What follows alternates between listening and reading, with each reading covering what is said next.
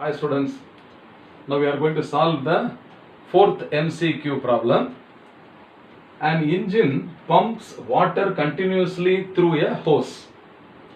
Water leaves the hose with a velocity v and small m is the mass per unit length of water of the jet. What is the rate at which kinetic energy is imparted to water? First, இதுதான் hose. Hose means pipe. Horizontal pipe வந்து இப்போ நம்ம hose அப்படின்னு சொல்றோம். இந்த hose இருக்கு பாத்தீங்களா, இதோட total length வந்து x. Because அது ஹரிசாண்டலா இருக்குது, இந்த hose வந்து ஹரிசாண்டலா இருக்கு. இந்த hose வந்து length வந்து x ன்னு எடுத்துக்கிறேன். அப்ப அந்த lengthக்குள்ள length of the hoseக்குள்ள யாரு flow ஆகுறாங்க? Water தான flow ஆகுது. அப்ப how much kilogram of water, how much mass of water is flowing through this length x அப்படின்னு பார்க்கும்போது, let I take a capital M is the total mass of water flowing through the hose and let x be the total length of the hose. அந்த பைப்போட length x, அந்த xங்கிற lengthக்குள்ள flow ஆகுற mass of water வந்து capital M. புரியுதா? அப்போ the ratio of M by x இருக்கு பாத்தீங்களா, M by x, mass by length, இது வந்து it will be uniform at every portion. எந்த portion of the tube அந்த hose-ல எந்த portion எடுத்தாலும் same amount of water only is flowing per unit length. புரியுதா? So I will take a small portion of the mass dm. Dm is a small portion of the mass flowing in a small length dx. So this ratio dm by dx also will be a constant. So if you divide the total mass by the total length or infinitesimally small mass divided by a small length, both will be same. ரெண்டுமே same ஆயிருக்கும் இல்லையா? அப்ப இந்த ரேஷியோக்கு பேர் என்ன? dm by dx, that is denoted by a symbol m, and this will be constant because இது ஒரு uniform rate of flow of the liquid. திடீர்னு ஜாஸ்தியாவோ திடீர்னு கம்மியாவோ flow ஆகல, ஒரே லெவல்ல flow ஆகிட்டு இருக்குது. அப்ப mass of water flowing per unit length is a constant. அந்த ரேஷியோவுக்கு பேர் என்ன கொடுத்திருக்கோம்? அந்த கான்ஸ்டன்ட்க்கு சிம்பல் m னு கொடுத்திருக்கோம் இல்லையா? What is its name அப்படின்னு பாத்தீங்கன்னா, it is a linear mass density. mass per unit length க்கு பேர் என்ன? linear mass density. Understand? அப்ப இதோட யூனிட் என்னவா இருக்கும்? mass by length அப்படின்னா இதோட யூனிட் வந்து கிலோகிராம் per மீட்டர். ஓகேவா? இதோட யூனிட் வந்து கிலோகிராம் per மீட்டர். சரி, இப்போ என்ன அண்டர்ஸ்டாண்டிங் தேவை அப்படின்னு கேட்டீங்கன்னா, இந்த ஹோஸ்ல இருந்து வெளியில வாட்டர் வருது இல்லையா, அது ஒரு கான்ஸ்டன்டான வெலாசிட்டியில வருது v. சோ v அப்படிங்கிறது என்ன? வெலாசிட்டி ஆஃப் வாட்டர்னு கொடுத்திருக்காங்க. Velocity of the water jet அப்படின்னு கொடுத்திருக்காங்க. அப்போ அந்த வாட்டருக்கு வந்து கைனெட்டிக் எனர்ஜி இருக்குல்லப்பா, கைனெட்டிக் எனர்ஜி இருக்குது. அந்த kinetic energy imparted to the water per unit time. ஒரு செகண்டுக்கும் எவ்வளவு ஜூல் ஆஃப் கைனெட்டிக் எனர்ஜி அந்த வாட்டருக்கு கொடுக்கப்படுது அப்படிங்கறத தான் இப்ப நம்ம கேட்டிருக்காங்க. அப்ப what is the rate at which kinetic energy is imported to the water? அப்ப அந்த இன்ஜின் வந்து பம்ப் பண்ணுது இல்லையா, பம்ப் பண்ணும்போது இந்த ஹோஸோட வெளியில வாட்டர் வெளியில வருது இல்லையா, எவ்வளவு kinetic energy per second, kinetic energy per second எவ்வளவுன்னு கேட்டிருக்காங்க. அவ்வளவுதான். புரியுதா? ரொம்ப சிம்பிள். இப்ப கைனெட்டிக் எனர்ஜிக்கான ஃபார்முலால இருந்து நம்ம ஸ்டார்ட் பண்ண போறோம். E kinetic is equal to what? half into mv square. Okay, இது வந்து நான் கேபிட்டல் M எடுத்துக்கிறேன். இப்ப total mass of the water தான் எடுக்க போறேன் இல்லையா?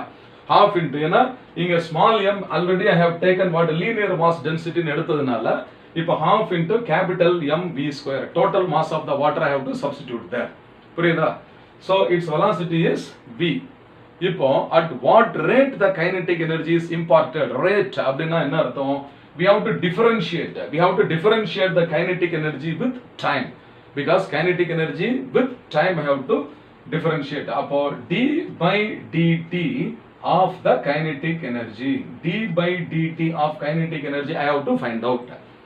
சரி, இப்போ இந்த டேர்ம்ல பாத்தீங்கன்னா mass of the water, the mass of the water per second, ஒரு செகண்ட்லயும் amount of water ejected out per second is varying. அதனால இங்க constant velocity ன்னு கொடுத்திருக்கிறதுனால this v square by 2 I keep it as constant. So this is v square by 2 is kept as a constant. And the mass of water, so this can be written as into d by dt. Okay, d by dt of இங்க m. அப்ப dm by dt ன்னு வந்துரும். அப்போ this is equal to, so this is also equal to v square by 2 into dm by dt. So dm by dt ங்கிறதுனா mass of water flowing per second, mass of water flowing per second அப்படின்னு வந்துரும். அப்போ dm by dt. So I am going to write this dm by dt in another form. So this also is equal to v square by 2 into, I am going to rearrange this by dm by dx into dx by dt into dx by dt. இப்போ dx by dt னா என்ன அர்த்தம்? dx ங்கிறது small length, small portion of the length of the hose ன்னு சொல்லிட்டோம் இல்லையா?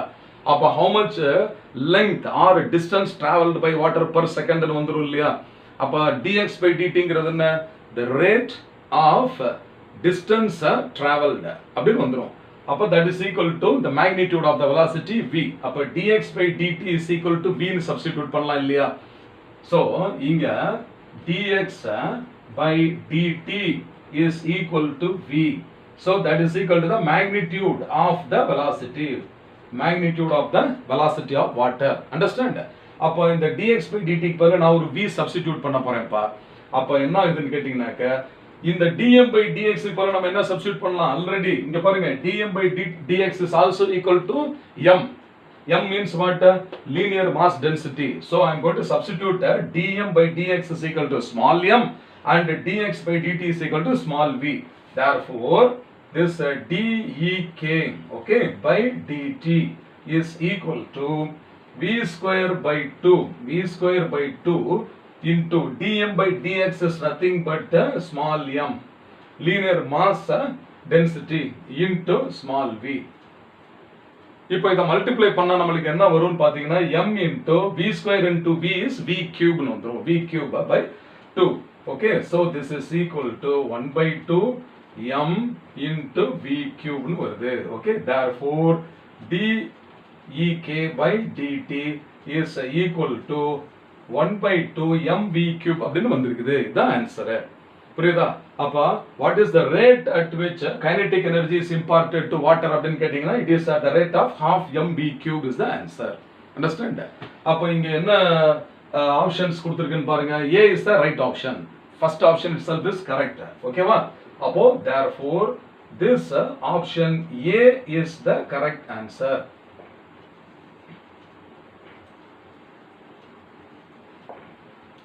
Okay, fine.